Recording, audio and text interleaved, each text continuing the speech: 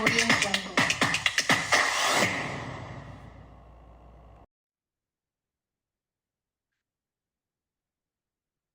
Hey everybody, Joe Parlett here. I'm co-founder of Amplify 10. Welcome to our show, Revenue Amplifiers, which is a podcast for go-to-market enthusiasts and subject matter experts, where I interview a variety of subject matter experts and thought leaders around a variety of go-to-market topics. And on today's show, we have Nitin Kartik. And I think of Nitin as when intelligence and charisma got together, they produced Nitin. So, Nitin, welcome to the show. I'm gonna before I turn things over to you and ask a question or two, I'm going to read your bio. Your bio is extensive. I've paraphrased it, so I'm going to read this to make sure I don't forget some stuff. Nitin is the director of product marketing at a great software company called Carbine, and what they do, it's amazing. Their software is all about saving lives, and it's for folks at emergency contact centers. I'm going to give my version that help with, let's say, first responders, who their timing showing up to a situation, it's critical, and their software helps them to show up more informed as well. So they don't have to spend as much time assessing the situation, and they can jump right into the emergency. So it's a great platform. I recommend you check it out. A little bit more about Nitin himself. He's been recognized as a top product marketing voice on LinkedIn. He's got an MBA from the University of Chicago Booth School of Business and a master's from Stanford. He's been featured as a product expert on BBC TV. He's won a litany of awards and achievements for driving revenue growth, customer acquisition, customer retention, and spend efficiency. Very important, to name a few. And he's the host of multiple product marketing shows, and we'll tell you more about those in a few minutes. Nitin, welcome to the show. Glad to have you here. Wow, Joe, that was a great intro. Thank you. I'm really humbled and honored. Great to be here, Joe. Yes, we're glad to have you. Fortunate to have you. So this will be kind of like a speed dating format. I'm going to take you through 3 questions. You'll spew your wisdom, and we'll let the audience get back on with their day. Let's do it. First question. I notice you've got an engineering background, an engineering degree, as well as computer science. How does your engineering background help you in a marketing role? Great question, Joe. And I think this is especially important because a lot of folks in the audience, they may have a technical background, right? And maybe they are in sales, maybe they're in marketing, maybe they're doing something with customer success.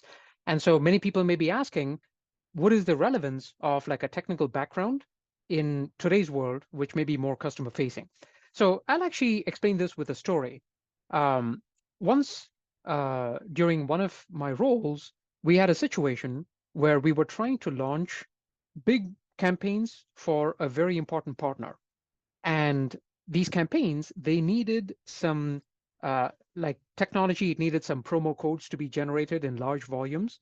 And our internal tooling was not able to generate the volume of promo codes that were needed. And so we were at risk of breach of contract. So it was a very dire situation. So, you know, when everyone else was panicking, I tried to stay calm. And I remembered, hey, I've got a technical background. Let me see if I could do something about that. And so what I did is I cobbled together a homegrown solution, which was able to generate these promo codes in the volumes that was needed. And we managed to successfully launch our campaigns for our partner. And in fact, it was so successful that our chief marketing officer at the time awarded me the so-called Imagine and Invent Before They Ask award.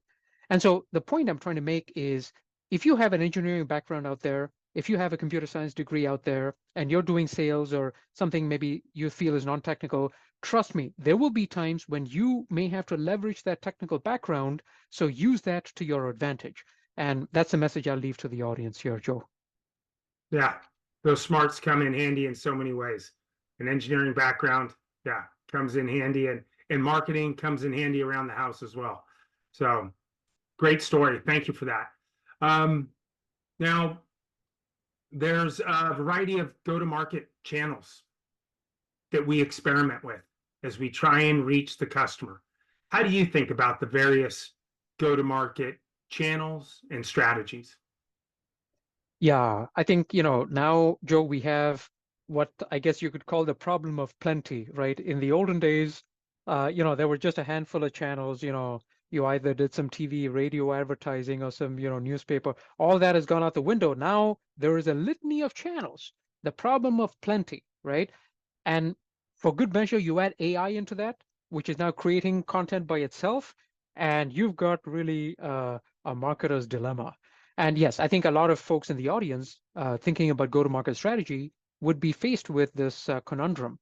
And I also had a situation like this during one of my roles where we had all these different channels and we were just not hitting our numbers, right? And so we had a budget, and despite deploying our budget, we were always coming up short.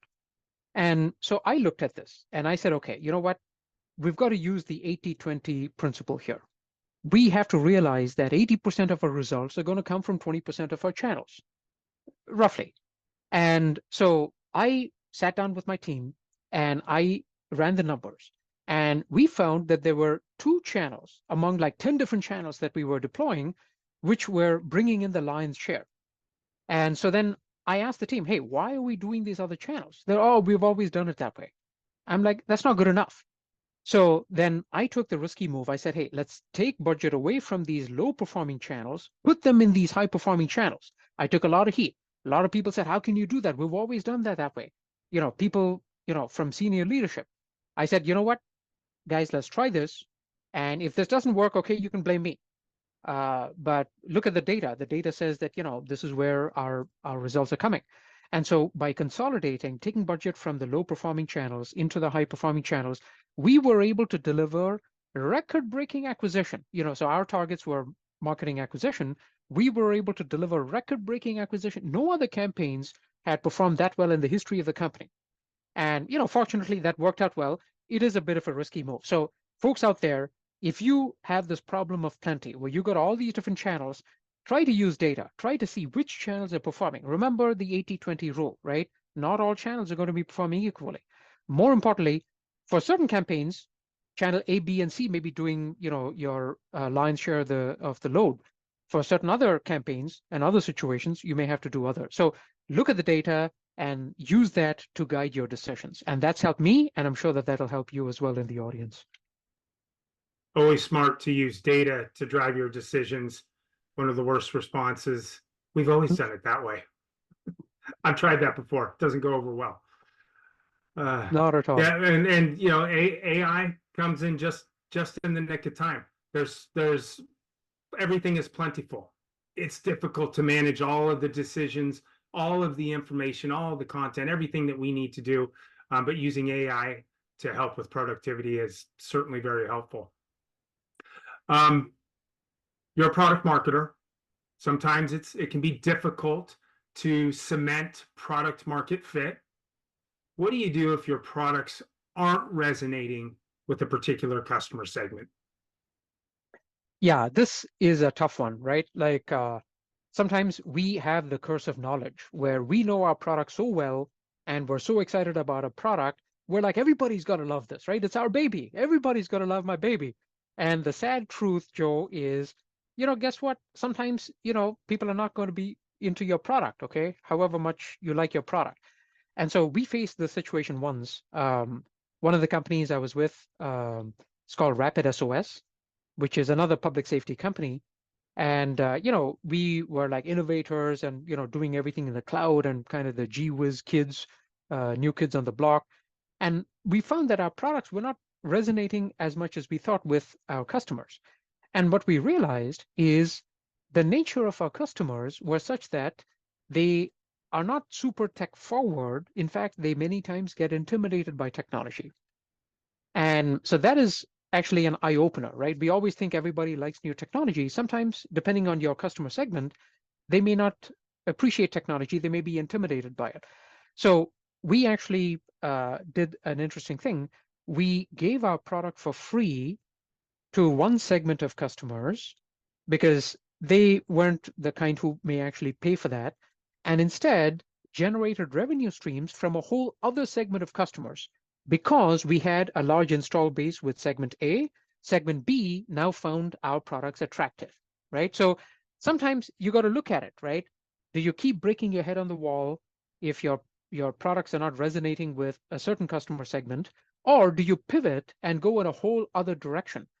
And in this case, for example, because our customers were intimidated by our technology, we ended up giving that technology for free, getting that install base, and then monetizing through a whole other approach. So think creatively.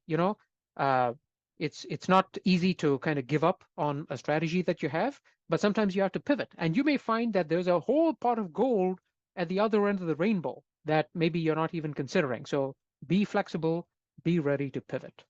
Yeah, smart strategy. Self-awareness, pretty important when it comes to making these tough decisions where maybe the market's not feeling it. But brilliant idea. People want to not be alone, not feel like they're the only ones using this product or solution. So to build up that base of customers in that way, and then get people to follow along, brilliant. Well, Nitin, that's all I had for today. Thank you very much, folks. You saw when intelligence and charisma came together. Great to have you here. Thank you. And as I mentioned earlier, Nitin's got probably a half dozen shows that he hosts himself. He's got a little bit of something for everybody. You want to tell us where to find you? Definitely. Thank you, Joe. I've enjoyed this conversation. So, folks, definitely stop by my LinkedIn. I think that'll be included when the show goes out. And please drop me a note, send me a direct message, send me a connection request. I have a number of different shows. I'm in product marketing, so I like to help the product marketing community, but I love talking with people outside the community as well. So, whether you're in product marketing or sales or customer success or whatever role you are, I'd love to hear from you, connect with you, and see how we can learn from each other. And really, thank you, Joe. This is a great show. I've enjoyed this. Yeah, likewise. He's a great guy. Find him on LinkedIn. And folks, we'll see you on the next episode. Thank you. Thank you.